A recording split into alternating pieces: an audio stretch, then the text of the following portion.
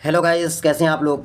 मैं 9 star classes YouTube channel में आप तमाम छात्र छात्राओं का हमारे इस चैनल में स्वागत है, वेलकम है, खुश आमदीद है। आज हम आप लोगों के लिए लेटेस्ट वीडियो लेके आए हैं 12th class home science chapter number 2 complete questions answer in Hindi medium. Bihar board जो एग्ज़ाम होने वाला है 1 फरवरी से, तो समय बहुत कम बचा है, इसलिए हम तमाम चैप्टर्स का ऑब्जेक्टिव सोल्यूशन कराऊँगा। तो आप लोग जो भी नए हैं हमारे इस चैनल को सब्सक्राइब कर दीजिए, और जो पुराने साथी हैं वो हम फटाफट वीडियो को लाइक कीजिए और शेयर कर दिए अपने साथियों तक। तो चलिए शुरू करते हैं। हम होम साइंस का चैप्टर 2 ऑल ऑब्जेक्टिव क्वेश्चन का हम सोल्यूशन कराएंगे। पहला नंबर में क्या क्वेश्चन कह रहा है, चलिए शुरू करते हैं। पहला क्वेश्चन में कह रहा है कि आहार आयोजन का महत्व क्या है। आहार आयोजन का क्या महत्व है उसके बारे में हम यहाँ जानेंगे। तो आहार आयोजन का महत्व है ऑप्शन नंबर ए, बिल्कुल राइट आंसर है, यानी परिवार के लिए। किसके लिए? परिवार के लिए। क्वेश्चन नंबर 2 है, 2 में कहता है कि इनमें से कौन आहार संरक्षण विधि है। इनमें से कौन आहार संरक्षण विधि है? तो कहता है कि निर्जलीकरण ये भी है, हिमीकरण भी है, विकिरण भी है। तो ऑप्शन नंबर डी इसका बिल्कुल राइट आंसर है।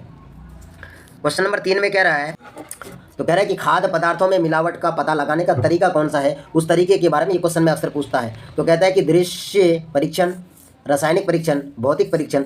तो उपयुक्त डी, ऑप्शन नंबर डी सही है, यानी कि ये तीनों चीज़ें किया जाता है मिलावट की जांच के लिए। अगला प्रश्न है 4 नंबर में, करे शीघ्र नष्ट होने वाला खाद्य पदार्थ है। कौन सा ऐसा खाद्य पदार्थ जो शीघ्र ही नष्ट हो जाता है? तो वो क्या है? वो दूध है। ऑप्शन नंबर ए बिल्कुल राइट आंसर है। आप लोग जानते भी हैं कि दूध को अच्छे से अगर गर्म नहीं करेंगे तो वो फट जाएगा, खराब हो जाएगा। अगला प्रश्न है, भोजन विषाक्त होने के कारण है। विषाक्त का मतलब होता है जहरीला होने का, कौन सा कारण है? तो कहता है कि कम पका हुआ भोजन, ये भी, संक्रमित रसोई, ये भी होगा, पके भोज्य पदार्थ को लंबी अवधि तक रखना, यानी इनमें से डी, ऑप्शन नंबर डी बिल्कुल इसका राइट आंसर है कि भोजन विषाक्त होने का कारण है। 6 नंबर का है, कहता है कि 6 नंबर में जैम जेली बनाने में आहार संरक्षण की किस विधि का प्रयोग होता है। तो कौन सा विधि का प्रयोग किया जाता है? तो ऑप्शन नंबर डी, रासायनिक पदार्थों द्वारा। 7 नंबर में साथियों कहता है कि गर्भावस्था में रक्त में किस तत्व की कमी हो जाती है। जो भी महिलाएं या गर्ल्स अगर आप होम साइंस रखें तो ये मेरा तमाम वीडियोस को आप देख लीजिए, आपका 90+ मार्क्स आ जाएगा। तो इससे पहले मैंने 11 वीडियो अब तक अपलोड कर चुका हूँ होम साइंस से रिलेटेड। 10 वीडियो में सिर्फ 28 क्वेश्चन है और 4 सब्जेक्टिव क्वेश्चन है। तो इससे जस्ट पहला वाला जो वीडियो हमने अपलोड किया था उसमें तकरीबन 250 ऑब्जेक्टिव क्वेश्चन था। बहुत सारे कैंडिडेट ने देखा भी है उसको, और वो लोग देख करके अच्छी तैयारी भी किए हैं, कमेंट भी किए हैं। तो आप इनमें से जो भी साथी नए हैं तो वो भी इस वीडियो को डिस्क्रिप्शन में उन तमाम वीडियोस का लिंक दिया हुआ है, आप ज़रूर उसको देखिए, वॉच कीजिए, ताकि आपका बेहतर तैयारी हो जाए, 90+ मार्क्स लाने में सफल रहें आप। इस क्वेश्चन, गर्भावस्था में रक्त में किस तत्व की कमी हो जाती है? तो इसमें है कि जो भी महिलाएं गर्भवती हो जाती है तो उसको कैल्शियम की कमी हो जाती है और उसको कैल्शियम की गोलियाँ दी जाती है। तो इसका सही आंसर ऑप्शन नंबर बी है। 8 नंबर में है, मानव शरीर में शक्ति प्रदान करता है। तो कौन शक्ति प्रदान करता है मानव शरीर में? तो ये आप लोग पता है, कार्बोहाइड्रेट। कार्बोहाइड्रेट सबसे ज़्यादा चावल में प्राप्त होता है, उसके बाद आटा में भी है, यानी रोटी खाने से भी। तो कार्बोहाइड्रेट हमको प्राप्त करने वाले भोजन ज़्यादा से ज़्यादा खाना चाहिए। ग्रामीण क्षेत्र के एरिया के लोगों को 2400 कैलोरी चाहिए, और शहरी लोगों के लिए 2100 कैलोरी चाहिए। तो हमको इसके लिए क्या है, बेहतर भोजन व्यवस्था करने की आवश्यकता पड़ती है। 6 माह के बच्चों को कैसा आहार देना चाहिए? यानी जिन बच्चे का उम्र 6 महीना हो जाए तो उसको तरल आहार देना चाहिए। कौन सा आहार देना चाहिए? तरल आहार देना चाहिए।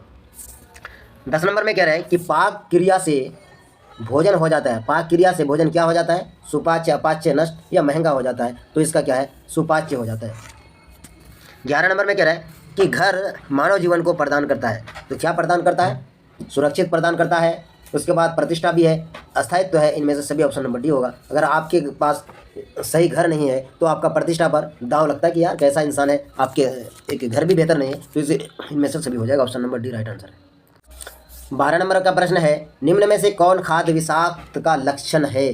तो 12 नंबर का राइट आंसर है ऑप्शन नंबर डी, यानी जी मिचलाना, उल्टी करना, दस्त करना, ये सारे के सारे इसके अंदर में आता है। अगला 13 नंबर का प्रश्न है, खाद्य पदार्थों से सड़ने का क्या कारण है? तो उसका सड़ने का क्या कारण है? 13 नंबर का ऑप्शन नंबर डी कहता है कि मौसमी उतार चढ़ाव के कारण, सूक्ष्म जीवाणु के कारण और अत्यधिक गर्मी पड़ने के कारण भी खाद्य पदार्थ क्या होता है? सड़ जाता है, यानी नष्ट हो जाता है। Option number D right answer है। 14 नंबर में करें, कुपोषण का कारण नहीं है। इनमें से कौन सा कारण है जो कुपोषण के लिए नहीं है? तो कहता है स्वच्छ एवं स्वास्थ्य पौष्टिक भोजन, ये कुपोषण का कारण नहीं है। ये स्वच्छ एवं स्वास्थ्य पौष्टिक भोजन अगर करेंगे तो कुपोषण से वो दूर रहेंगे, स्वस्थ रहेंगे। लार में होता है, लार में क्या होता है, तो लार में टाइलिन रहता है। ऑप्शन नंबर बी इसका बिल्कुल राइट आंसर है। अगला प्रश्न है, खेसारी दाल खाने से हो जाता है, क्या हो जाता है, पता है ना, तो खेसारी के दाल खाने से हो जाता है यानी पैरों में लकवा। तो आप लोग खेसारी का दाल कम खाइएगा, ध्यान रखिएगा। तो ज़्यादा नहीं खाना, थोड़ा बहुत खा सकते हैं आप। सबसे शुद्ध जल होता है, ये आप लोग टेंथ में भी पढ़े हैं, कई बार पढ़े हैं, तो वर्षा का जल सबसे शुद्ध जल होता है। अगला 18 नंबर में कह रहा है कि भारत की स्वास्थ्य समस्या क्या है। तो भारत की सबसे स्वास्थ्य समस्या क्या है, तो कहते हैं संक्रामक रोगों की समस्या है, बढ़ती जनसंख्या की समस्या, पोषण की समस्या। ऑप्शन नंबर डी इसका बिल्कुल राइट आंसर है, यानी भारत में क्या है, ये इनमें से सभी की समस्या है। 19 नंबर में कह रहा है कि धात्री अवस्था में कितनी अतिरिक्त कैलोरी की आवश्यकता होती है। धात्री अवस्था में तो 700 कैलोरी की आवश्यकता अधिक पड़ती है उसको। 2400 में 700 और जोड़ दीजिए। अगला प्रश्न है, गर्भवती स्त्री को कितनी कैलोरी की आवश्यकता होती है। तो कहते हैं 1000 कैलोरी प्रतिदिन, 2000, 2200 से 2800, इनमें से कोई नहीं। तो 20 नंबर का आंसर हो जाएगा ऑप्शन नंबर सी, यानी 2200 से 2800 कैलोरी प्रतिदिन चाहिए। 21 नंबर में कह रहा है, रेफ्रिजरेटर का प्रयोग होता है, क्यों रेफ्रिजरेटर का प्रयोग किया जाता है। तो कहता है कि किण्वन में।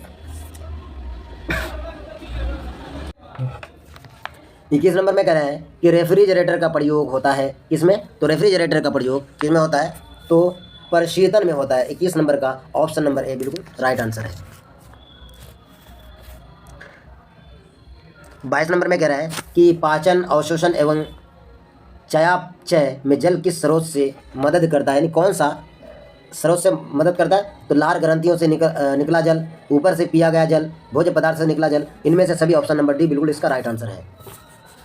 23 नंबर में कह रहा है कि अपरिसरमन के उदाहरण है। अपरिसरमन के क्या उदाहरण है, तो अपरिसरमन के उदाहरण है यानी नकली को असली बताकर बेचना, बासी को ताज़ा बताकर बेचना, गलत लेबल लगाकर बेचना, इनमें से सभी। ऑप्शन नंबर डी बिल्कुल राइट आंसर। 24 नंबर में कह रहा है कि निम्न में से कौन पौधे का खाने योग्य भाग है, बीज, पत्ते, फूल, इनमें से सभी। तो ऑप्शन नंबर डी इसका बिल्कुल राइट आंसर होगा, इनमें से सभी।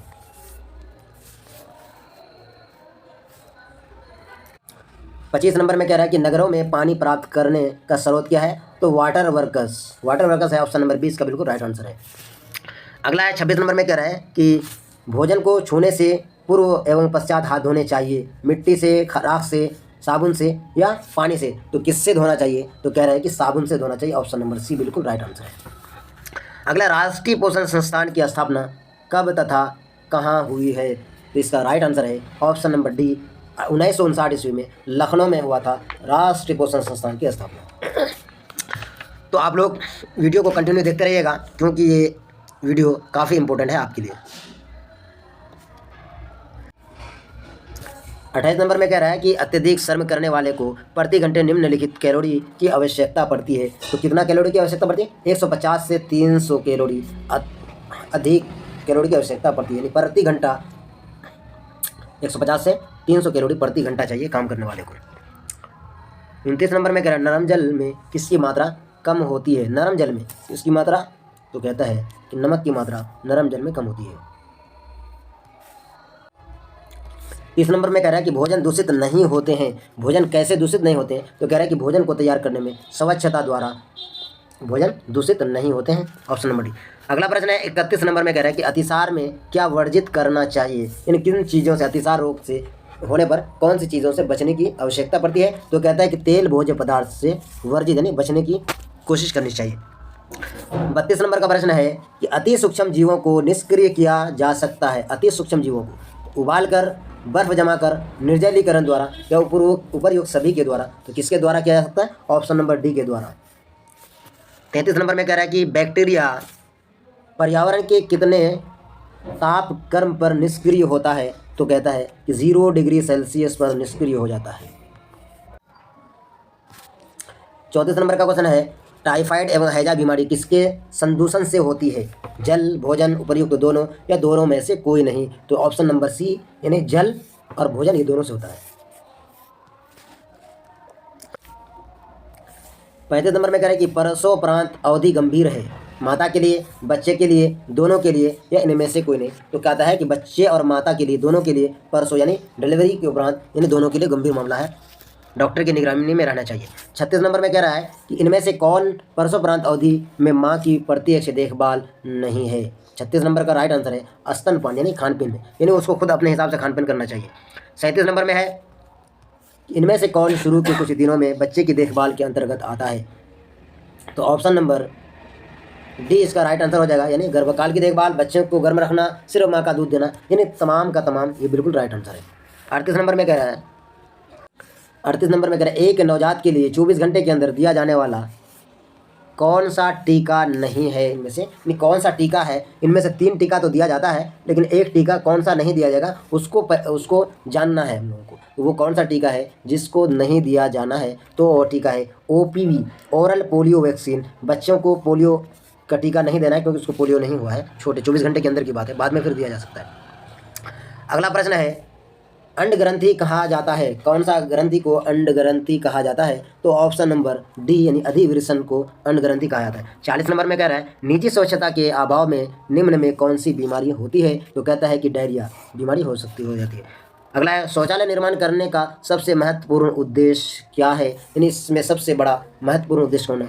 मलमूत्र से मानव संपर्क को रोकना, वही उद्देश्य है, ऑप्शन नंबर सी। 42 नंबर में कह रहा है कि इनमें से कौन बीमारी वायु प्रदूषण से होता है। कौन सी बीमारी जो है वायु प्रदूषण होता है, तो अस्थमा की जो बीमारी है वो वायु प्रदूषण से होता है। 43 नंबर में कह रहा है कि गोल कृमि यानी राउंड वर्म रोग किसके कारण होता है, कौन सी बीमारी के कारण। तो मिट्टी के कारण हो जाता है, बच्चा जब मिट्टी खा लेता है तो उसको गोल कृमि होता है। 44 नंबर में कह रहा है कि गर्भावस्था का लक्षण क्या है, कैसे आपको पता चलेगा कि आपका गर्भावस्था का काल चल रहा है या शुरू हो चुका है। तो 44 नंबर का है, कहता है कि प्रातःकाल जी मिचलाना, यानी सुबह सुबह जी मिचलाना जैसे लगता है कि उल्टी होने वाला है। बार बार मूत्र तैयार करना, यानी बार बार पेशाब करने की इच्छा होती है। उसका तो माहवारी का बंद हो जाना, इनमें से सभी। तो ऑप्शन नंबर डी बिल्कुल राइट है। अगर आपका गर्भावस्था काल शुरू हुआ है तो ये सारी चीज़ें बंद हो जाएगा, यानी कि माहवारी का बंद हो जाना, पेशाब बार बार होना, प्रातःकाल में जी मिचलाना, ये सारी चीज़ें उसके अंदर में है। 45 नंबर का क्वेश्चन है जन्म के समय स्वस्थ नवजात शिशु का वजन कितना होता है। ये क्वेश्चन पिछले वीडियोज में कई बार आ चुका है। तो 45 नंबर का सही आंसर है ऑप्शन नंबर ए, बिल्कुल राइट आंसर है। 46 नंबर का क्वेश्चन है निर्जलीकरण होने पर बच्चों को क्या पिलाया जाता है। निर्जलीकरण अगर किसी बच्चे को हो जाए तो उसको क्या पिलाना चाहिए, तो ORS का घोल पिलाना चाहिए, ऑप्शन नंबर ए बिल्कुल इसका राइट आंसर है। 47 नंबर में कह रहा है कि सामाजिक विकास की चरम सीमा कब प्रकट होती है। यानी छोटा बच्चा समाज के अंदर में रहता है तो उसको समाज के अनुसार विकास होना कब प्रकट हो जाता है, कब उसके अंदर में वो लक्षण दिखने लगता है, ये चीज़ के बारे में यहाँ पूछता है। तो इसका ऑप्शन नंबर बी यानी युवा अवस्था में, किसमें, युवा अवस्था में ये चीज़ें शुरू हो जाती हैं। 48 नंबर में है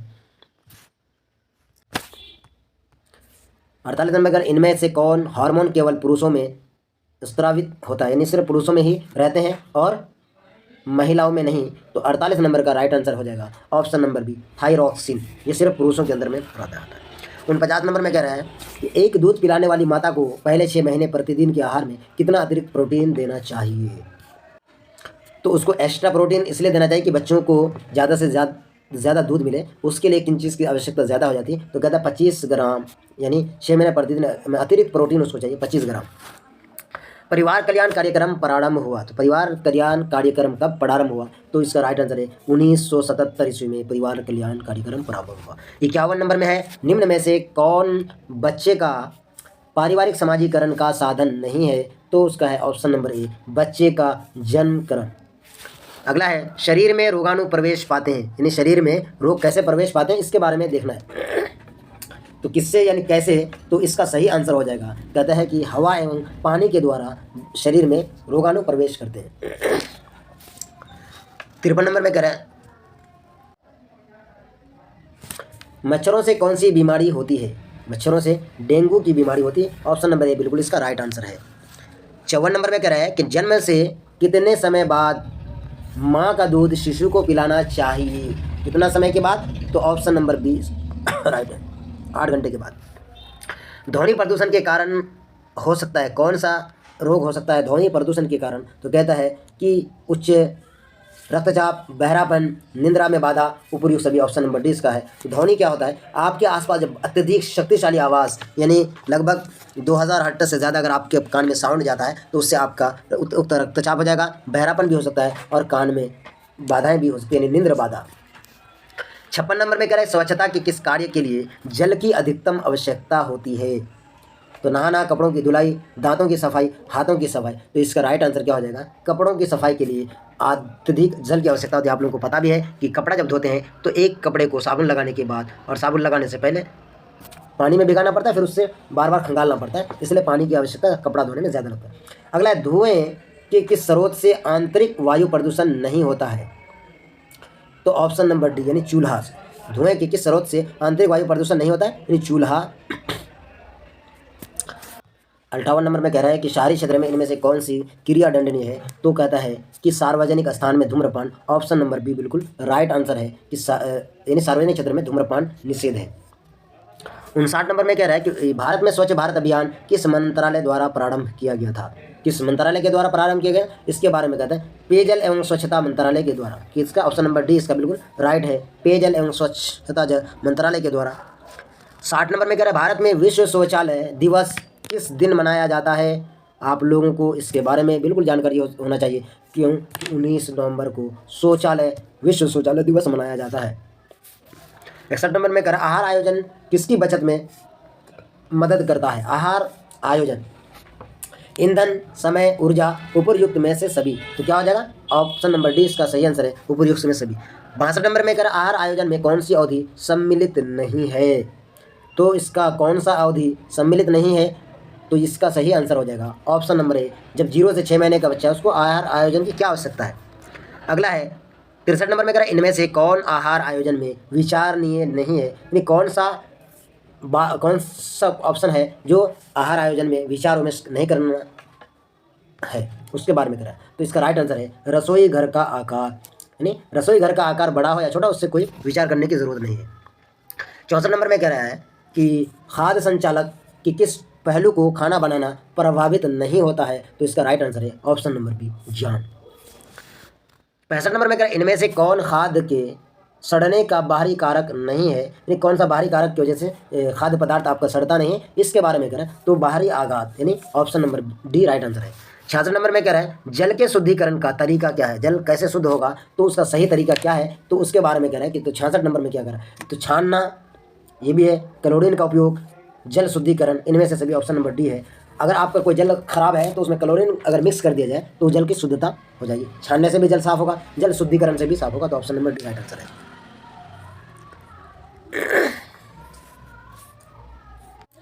तो साथियों यहाँ मैं आज आप लोगों को 66 ऑब्जेक्टिव यानी MCQs क्वेश्चन को कंप्लीट किया। चैप्टर नंबर 2 होम साइंस से, जो काफ़ी महत्वपूर्ण है। आप तमाम साथी इस वीडियो को पूरा देखेंगे और अपने साथियों तक भी शेयर करेंगे। इससे पहले मैंने पहला चैप्टर का भी ऑब्जेक्टिव कराया। उसके अलावा 10 सेट हम बिहार बोर्ड से जो निकलते हैं, जो बिहार बोर्ड सेलेक्ट करते हैं, तो 28 ऑब्जेक्टिव का और 4 सब्जेक्टिव क्वेश्चन को भी हम इसी चैनल के माध्यम से पढ़ाए हैं। जो भी उस वीडियो को नहीं देखें तो प्लीज़ वहाँ से आप डिस्क्रिप्शन में जाकर के, इस वीडियो के डिस्क्रिप्शन में आप जाकर के उस वीडियो का लिंक को क्लिक कीजिए और फटाफट देखिए। तो मैं आप लोगों के लिए लगातार तमाम चैप्टर्स का ऑब्जेक्टिव क्वेश्चंस को क्लियर करूँगा। तो आप लोग कमेंट बॉक्स में ज़रूर कमेंट करें कि आपको कैसा लगा ये वीडियो। आप तमाम साथियों का शुक्रिया। जय हिंद।